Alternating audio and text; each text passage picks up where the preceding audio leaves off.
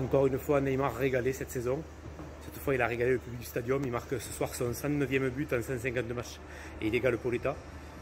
Pour un joueur dont le club voulait peut-être se débarrasser cet été, c'est quand même pas mal. Il a retrouvé toute sa grinta, toute sa vista, son plaisir de jouer.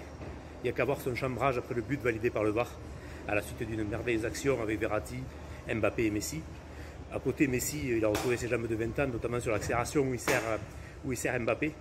Kylian a été un petit peu en dessous.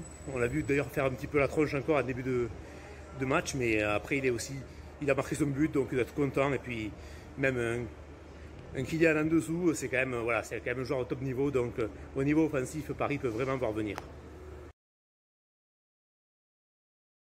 Si on voulait chipoter, on chipoterait sur la défense parisienne. Ok, il n'y a pas eu de but d'ailleurs. Nordi Mukiele, un des rares Parisiens à s'arrêter en zone mixte, a beaucoup insisté sur cette clean sheet qu'a réussi, je cite, Didio, donc Donnarumma après un excellent match. Mais malgré tout, il y a quand même toujours des espaces béants entre les trois centraux et deux pistons. D'ailleurs, ça aussi, Mukiele ne s'en est pas caché, mais il a dit qu'il valait mieux que ça arrive maintenant que plus tard, que c'était des joueurs intelligents, que tout allait rentrer dans l'ordre, patati patata. Et puis aussi, Donnarumma, on peut en reparler. Ok, il a fait quelques arrêts, rien d'extraordinaire, mais il a fait ses arrêts. Mais il fait aussi peur parfois.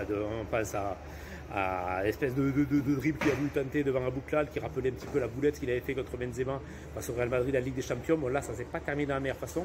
Mais bon, on se dit que si Navas reste encore au club, ça peut peut-être... voilà, il peut y avoir quand même une question d'émulation et de concurrence qui peut se poser dans les prochaines semaines. On va quand même parler du club qui ressort, du TFC, et notamment de ce fabuleux stadium. Aujourd'hui, 31 700 personnes un mercredi soir veille de rentrée, et surtout 31 700 personnes dont une immense majorité supportait le TFC, ce qui n'était pas encore le cas il y a quelques années, avant la descente du TFC en Ligue 2 il y a 2 ans. On voyait souvent ce genre d'affiche contre le PSG ou contre l'OM. Le stadium se transformait en mini Paris des Princes ou en mini Vélodrome. Là, ça n'était pas du tout le cas.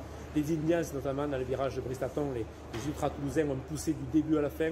Même après la fin du match, longtemps après, ils ont acclamé leurs joueurs. Ils ont acclamé Maxime Dupé, le gardien, qui a fait 10 arrêts ce soir et qui a évité que l'addition ne soit plus lourde pour le TFC. Et franchement, avec ce stadium-là et aussi avec le jeu pratiqué, on peut dire que le TFC a quand même de bonnes chances de maintien.